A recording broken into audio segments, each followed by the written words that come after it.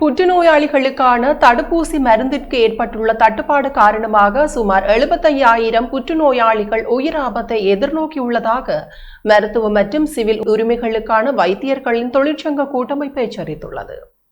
இலங்கையில் புற்றுநோயாளிகளுக்கு வழங்கப்படும் அத்தியாவசிய தடுப்பூசி மருந்திற்கு ஏற்பட்டுள்ள கடும் தட்டுப்பாடு காரணமாக சுமார் 75,000 புற்றுநோயாளிகள் உயிர் ஆபத்தை எதிர்நோக்கியுள்ளதாக மருத்துவம் மற்றும் சிவில் உரிமைகளுக்கான வைத்தியர்களின் தொழிற்சங்க கூட்டமைப்பு எச்சரித்துள்ளது.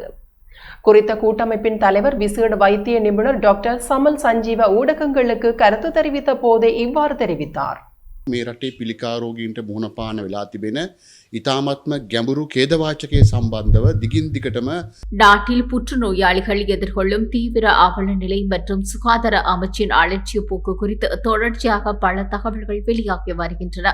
கடந்த 1.5 ஆண்டுகளாக நிலவும் மருந்து பற்றாக்குறை இதுவரை முறையான தீர்வு எட்டப்படவில்லை. ஹீமோதெரபி சிகிச்சைக்கு பிறகு நோயாளிகளின் வெள்ளை இரத்த அணுக்களை உயர்த்தி நோய் எதிர்ப்பு சக்தியை அதிகரிக்கும் கிரானுலோசைட் காலனி ஸ்டிமுலேட் ஃபேக்டர் தடுப்பூசி மருந்துக்கு தற்போது கடும் பற்றாக்குறை நிலவுகிறது. சாதாரண நேரங்களில் 900 ரூபாய் மட்டுமே பெறப்படும் இந்த தடுப்பூசி இன்று கருப்பு சந்தையில் சட்டவிரோதமாக 25,000 ரூபாய் வரை விற்கப்படுகிறது. அதிக பணம் கொடுத்தாலும் பெரும்பாலான பகுதிகளில் இம்மருந்து கிடைக்காத சூழ்நிலையே உள்ளது.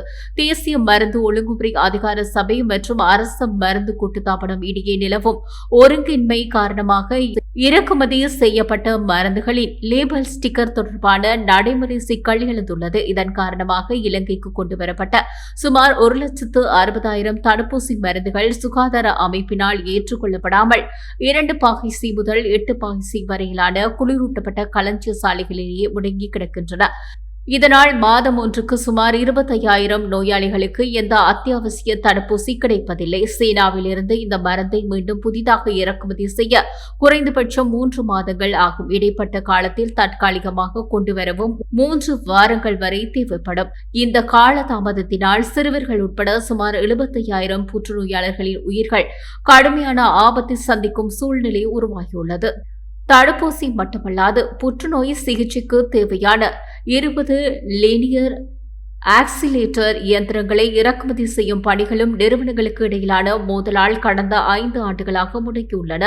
அதிகாரிகள் களஞ்சிய சாலைகளில் முடக்கி வைத்துள்ள 1,60,000 தடுப்பூசிகளின் தரம், உற்பத்தி சான்றிதழ் மற்றும் குளிரூட்டப்பட்ட கட்டமைப்பு உடனடியாக ஆய்வு செய்து அவற்றை நோயாளிகளின் பயன்பாட்டிற்கு கொண்டுவர மருத்துவ நிபுணர்கள் குழுவை அழைக்குமாறு கோரிக்கை விடுக்கிறோம்.